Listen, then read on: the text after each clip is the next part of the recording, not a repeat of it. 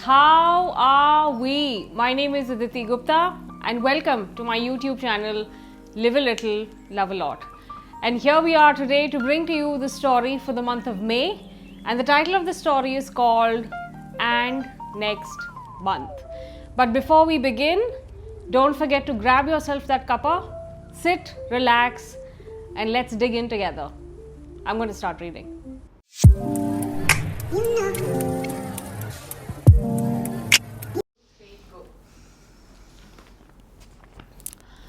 Anisha, I'm home. Listen, chai bana de yaar. You know those special cups of tea you make? I really need a good cup of tea. Suresh called out as he entered the house. He slipped off his shoes and went straight to the bedroom, knowing that he would find his beloved wife sitting on the bed, working on her crochet and watching Netflix. So what do you think? Suresh said, standing in front of his wife with his hands on his hips. Anisha followed his every move as he paraded around the room.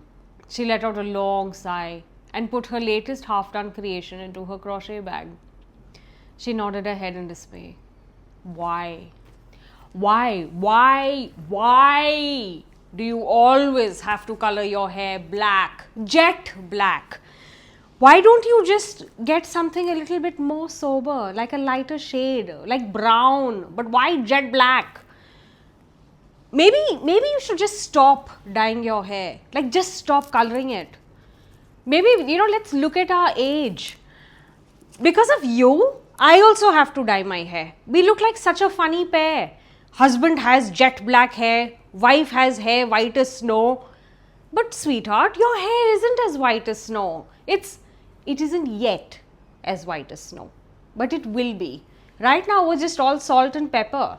And you know what? Suresh, I've decided I'm not going to color my hair anymore. I'm sick and tired of it. And what is the point anyway? Dadi, their granddaughter Reema called out. Have you seen my Hindi journal? I have Hindi homework and I can't seem to find it anywhere. I'm coming, dear, Anisha called out. Check your school bag. Check or look on your study table. Sweetheart, just make me that cup of tea and you do whatever you want with your hair. It doesn't matter. Anisha gave her husband a long stare. What? What happened? Why are you looking at me like that? Nothing, she sighed. Mummy, Priya, their daughter-in-law, just stepped in. I'm going out for a quick meeting. I'm going to be back in an hour or so. If you can and if you have time, please help Reema with her Hindi homework. I'm dreadful at Hindi, you know that. Hindi is absolutely your department. Please help her with her homework. I'm going for the meeting. I'm going to be back really soon, okay? Mama, where are you going? I thought you were going to help me with my Hindi homework, Reema said, running behind her mother, holding her kurta from behind. But left with no option, Priya froze. You remember I told you about the new project I'm going to be taking up? I have to go for that meeting, her mother said, kneeling down. She looked at her daughter's sad, worried eyes and caressed her cheek. I promise I'll be back soon. And you know what? I've asked Dadi to help you with your Hindi homework. But I can't find my Hindi journal. I don't know where it is. Ask Dadi. I have to go, beta. I don't know where it is. Just ask Dadi. Reema nodded slowly and saw her mother walk out the front door. Dadi, Reema called out. I'm in the kitchen, beta, Anisha replied, waiting for her husband's special cup of tea to brew. Anisha, तुम्हारा phone बज रहा है, किसी का number है, मुझे नहीं पता, देख लो इसको. Suresh called out. Then answer it. I'll get it, Reema said enthusiastically and rushed off. Anisha sighed as she strained 2 cups of tea. She put some biscuits and mathi on the plate and then laid the tray neatly. Dadi, it's some lady on the phone. I don't know who it is, Reema said hurriedly, giving the phone to her grandmother. But by the time she could say hello, the line was disconnected. Anisha squinted her eyes, trying to redial the number. Reema, ask your grandmother if the tea is ready. I need that cup of tea, Suresh called out from the bedroom. Oh, today seems crazier than ever. Anisha picked up the tray as she set it on the dining table. She called out for her husband and her granddaughter. Has anyone seen my glasses? Just then, the doorbell rang. It was the evening cook, Sheetal, who had come by to perform her daily chores. She greeted the family members seated around the table and headed straight to the kitchen to get started. But she was confused and uncertain and silently waited for the woman of the house. Auntie, खाने में क्या बनाऊं? Sheetal asked. My head, Anisha burst. I've had enough. Why do I, of all the people, have to take up all the house responsibilities? It's never ending. And I've been doing this ever since I was a little girl. Surprise us, Sheetal. Cook whatever you want. And whoever's not going to eat it for dinner gets it for breakfast. Dadi? Reema said cautiously. Her grandmother took a long, deep breath and looked down at her little granddaughter. Looking deep into Reema's worried eyes, she said, Yes, darling. I found my Hindi journal, she said excitedly. But I don't know what needs to be done. I have no idea and I don't understand. Can you help me? Anisha, एक cup और चाय बना दे यार. Just please make me another cup of tea. There's something very different about this cup. It doesn't taste right. It isn't the usual, Suresh said. What? I think it tastes just fine, she sighed. Maza nahi aaya. I'll tell Sheetal to make you another cup of tea. I have to sit with Reema and make sure she finishes her homework. No, please. उसकी चाय बहुत ही वाहियात है. It's पानी जैसा है उसका चाय. शीतल का चाय कभी मत पीना, ना कभी पिलाना. आप चाय बना लेना जब आपको टाइम मिले, जब आपको फुर्सत मिले. मैं थक गया हूँ और मैं लेटने जा रहा हूँ. ये थक गया. She thought, he's tired. He's tired. Wow. Come, Dadi, I have to finish my homework, Reema pleaded. First, help me find my glasses, Reema. Only then can I help you finish your homework. Just then, Sheetal pops in. Auntie, मुझे समझ में नहीं आ रहा खाने में क्या बनाऊँ. क्या बनाऊँ? Please बता दो. Anisha closed her eyes and took a deep breath, trying to keep her cool. I just wish I could just run away sometimes. The following morning, Anisha was up early, like every other day. But being the loving grandmother she was, she had to hug her sweet granddaughter before school. After she left, she sat on the balcony, peacefully enjoyed reading the paper and sipped on her cup of tea. You look tired, Priya said, taking a seat next to her mother. I do? Did you get enough sleep? I did. But I don't know, I'm feeling so low today. Mummy, I think maybe you need to take a break, Priya suggested. Why don't you step out of the house, go for a walk, make some new friends in the colony, go to the mall, do something. Me, make friends. She laughed sarcastically. You know what an anti-social woman I am? I love my little space and I hate stepping out. Who will manage the house if I go out gallivanting? Oh, Mummy, sometimes you need to get out. Just leave everything. It will just change your point of view. I know. Why don't you go for a massage? I'll book you. Certainly not. Then, till when will you go on like this? You know, it's not good for you. And it's about time you get out of the house. Anisha stared at her empty cup of tea and sighed. So what's it going to be? You know, I'm not going to let you off that easy, Priya said. Okay, she said slowly. You know what? Book me for a hair trim at the salon. Hair trim? Well, yes, that's the only thing I can think of. Okay, fine. You know what? I'll book you for noon for your hair trim. Yes, that would work. Until then, I'll finish all my chores. What chores, Mummy? You need to let go of the household responsibilities. We have a cook. We have a house help who comes to clean. What is left? I know there's nothing for me to do, Mummy said. But what? You're just not ready to let go. All these things won't matter tomorrow. Who got the house cleaned? Who set up the drawing room? Were the beds tucked and dusted? Nothing of it matters. Even if you are home and if you supervise it, it will still all be done. Maybe you should join a women's traveling club or a book club or get out of the house and do something more productive. Believe me, just believe me, you're going to be feeling much better. A women's travel group. You're asking me to join a women's travel group. Are you insane? I've never even traveled without my family ever in my life. Well, maybe it's time you do. Priya beta, you've gone off your head. Priya rolled her eyes and shook her head. Okay, fine. Let's take baby steps. I'll book you for noon for your hair trim. For once, please go crazy and do something different. Priya suggested and got off the cane chair and went inside the house. 5 minutes to 12. By 5 minutes to 12, Anisha entered the salon. To her surprise, she was seated next to Priya's mother, Khushi. Being cordial relatives, they greeted each other, embraced each other. Khushi too had come in for a haircut. How do you want to cut your hair? The hairdresser asked. Khushi beamed. Short. Cut it short. A pixie cut. I'm fed up of using these scrunchies, these clips, these clutches. I don't want long hair anymore. I can't do it. The hairdresser grinned. Perfect. Madam, I think it'll suit you perfectly. You look fantastic. Anisha looked at her with widened eyes but dare not intervene. She then looked at herself in the mirror and waited for another hairdresser to come and assist her. Soon, both women were done with their haircuts. One pixie cut and one perfectly hair trim. Let's go for lunch, Khushi suggested. I'm hungry. What do you want to eat? Anything? Whatever you decide. You decide. I can't decide what to eat. You decide what to eat. Kuch bhi chalega. Anything doesn't exist in any restaurant. Pick something to eat. What do you feel like eating? What are your taste buds craving for? I don't know. I can't decide. Idli, dosa, dal makhni, butter chicken. Oh, wait, sorry. I forgot. Maybe you're vegetarian. Palak paneer, pizza, burger, khawswe. क्या खाना आपको बताओ आप decide करो okay let's have khawswe. Anisha smiled. Perfect. I know the perfect place.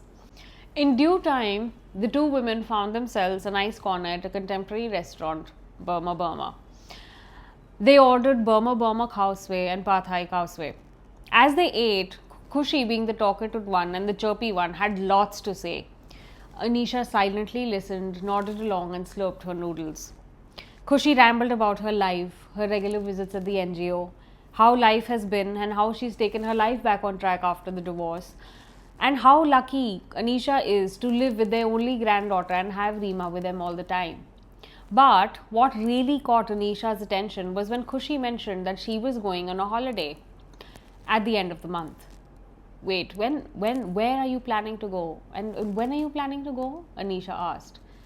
Puducherry. I'm planning to go on the last week of this month.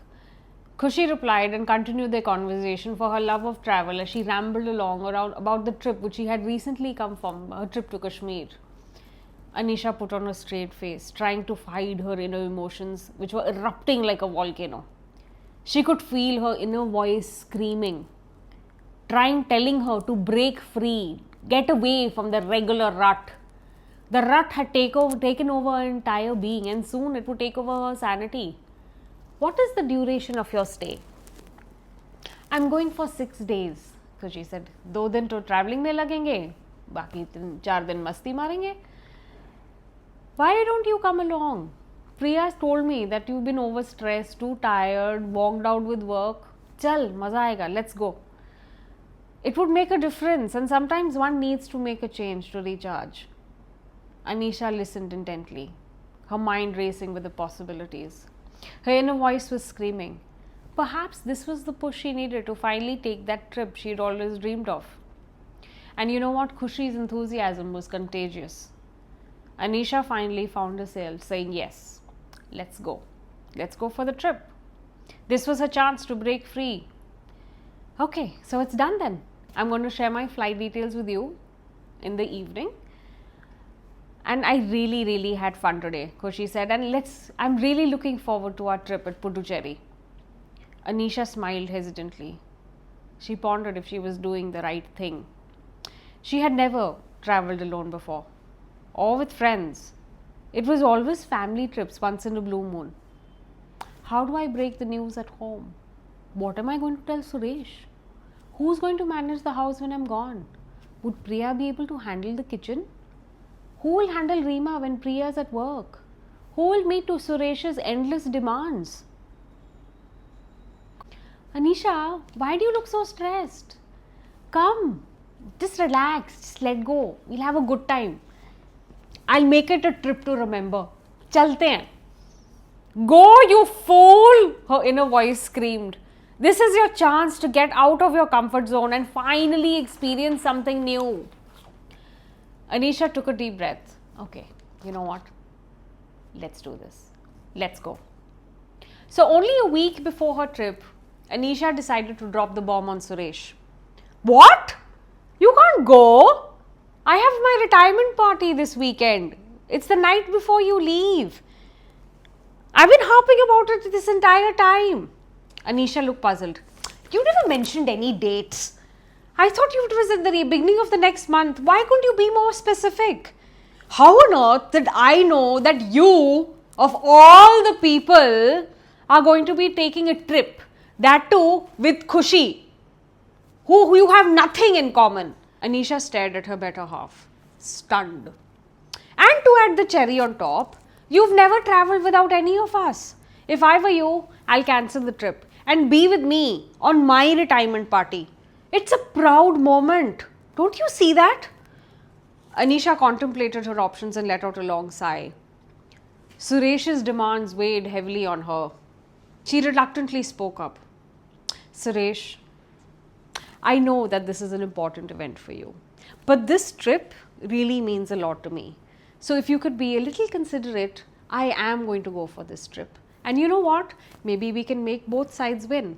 I will attend your so-called fancy retirement party and I will go for the trip for Puducherry. How? How will you manage? You leave early? You leave my party early? You know what? Anisha, you're just being very unreasonable. The party is on Friday night. You've already booked your tickets for Saturday early morning. It doesn't make sense, yaar. I don't know. Just ek cup chai bana de, yaar. You're being very unreasonable. The following Friday, Anisha draped a beautiful peacock blue sari. She sat before the dressing table, applied her makeup, wore her gold earrings. Suresh entered the room looking all suited booted in his grey suit and black tie. Suresh took one look at Anisha. You look lovely. I can't imagine attending my retirement party without you. How could you even think of missing it? I'll tell you what, let's wind up early and I'll bring you home early. We'll come back together. Anisha's eyes lit up with relief. Okay, done. It's a done deal. Let's go. Then, the following morning, Suresh woke up with a miserable hangover. He called out for Anisha like he did every morning. But this morning, there was no sign of his wife. Anisha was wise enough to leave the party early as promised, but without her better half. Suresh's hands fumbled on the side table looking for his phone. He then looked at the time and realized it's 10:30. What? Where is she gone? Has she gone without saying goodbye to me? She wouldn't. She would not leave me high and dry. Not like this. Suresh dragged himself out of bed and found the house empty. On the fridge, there was a note from Priya saying that she had taken Reema to the doctor for her vaccinations. With a splitting headache, Suresh searched the kitchen cabinets for a chai ka patila. He found it. And he tried to make himself the so-called special cup of tea. Unfortunately, the tea was a disaster. There was too little milk, too much patti. It was bitter. He grumbled profusely, leaving the tea on the dining table and went to take a shower. Soon he was stark naked. Standing under the shower, he turned it on, ice cold water comes out. He let out a loud howl, realizing he forgot to switch on the geyser. Suresh quickly bathed without soap. He dried his body, put his clothes on and dove back into bed. Grumbling and hungry, he impatiently waited for his daughter-in-law to come home. Priya and Reema arrived home late in the evening and found Suresh tucked in bed with his eyes glued to the idiot box. Hearing Reema's sweet voice, he finally decided to get out of bed and meet the rest of the family.